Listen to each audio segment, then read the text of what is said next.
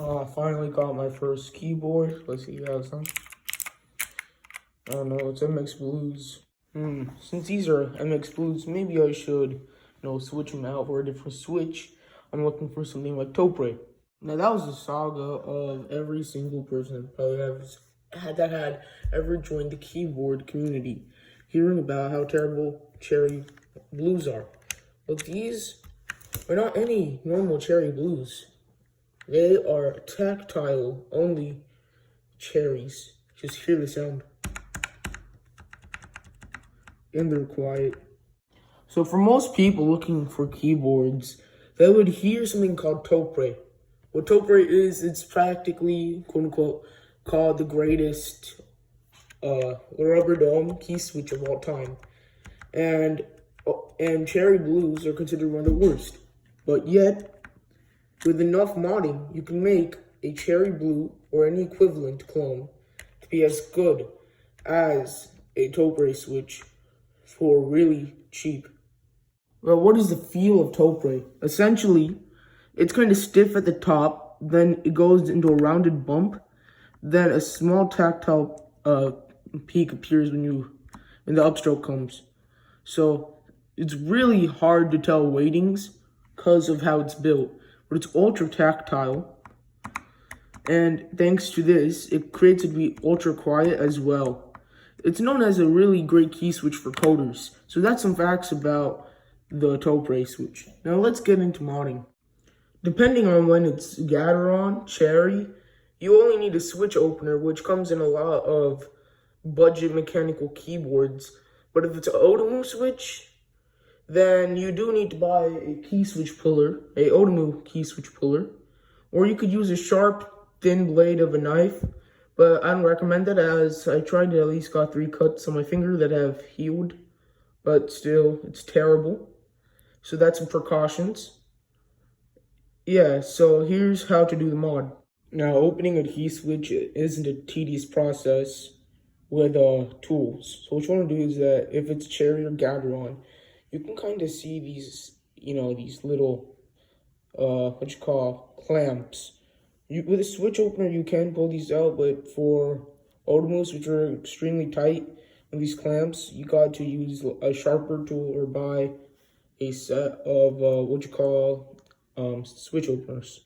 Here's a dissection of the key switch and how to do the mod. So first things first, to make it a real tactile, is that you put tiny pieces of paper that you cut out behind the leaf, okay? I don't know if the camera's doing all that great, but behind the leaf right here. So now you probably see this. This is the stem. And you can see this white part, that's called the hysteresis stem. What you want to do is take that out. And how I like to do that is, you don't put them in the sides of the clamps. Instead, you see this area. Put it vertically to here and pull it out. Like put like a switch opener in the little tiny cutout and pull it out. Once it comes out, what you want to do is get a paper and cut it out into tiny little pieces. Put it inside, like wrap it around the blue stem, and then put back the white hysteresis stem. You can use O-rings like 0.2 mm, I think that's what it's called, O-rings, for this mod, and it essentially makes it into a tactile. What about linears if you're a linear person? All you have to do is do the same thing, except do not do the leaf paper mod. And with that, you get a linear. But if you do the leaf paper mod, you make a good tactile. So let's see the comparisons. Some disclaimers to the little switch is that you might want to put a little bit of lubricant in between the hysteresis stem and under the stem. You can use lotion for this because lotion doesn't affect, but Vaseline can use that. And don't tell anybody that I really said lotion. Lotion can be used as a lubricant, but not really for large amounts. That's why I said something like this, where it's just for dampening measures. It's perfect. And now let's hear a side-by-side comparison. Some slight little upgrades that are really unnoticed is that the switch is quite a little larger now, which makes it easier to type, and it's not as pingy. Hear this.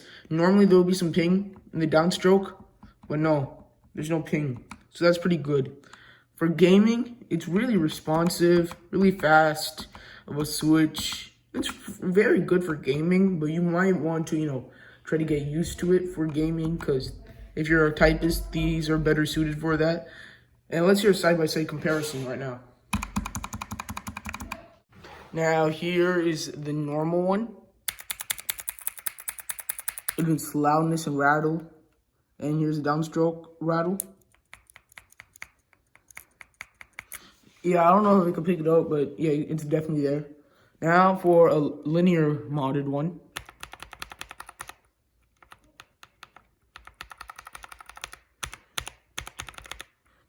Very smooth of a switch, and it really is great. And that really is how to make Cherry or any clone blues into really good tactiles or linears. But this video is more to tactiles since it's, trying to be a Topre comparison. Let's see some Topre prices. So look at this. It's like $300, but the average cost of a Topre is about $500, and these are just a real force line right here. Not the actual Topre boards, which would be way more.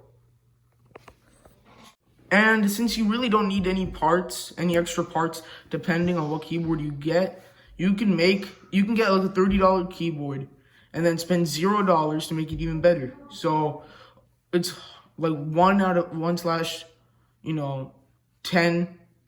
It's like 1/10 of the price of Topre, and it feels exactly the same, but it's more tactile than Topre.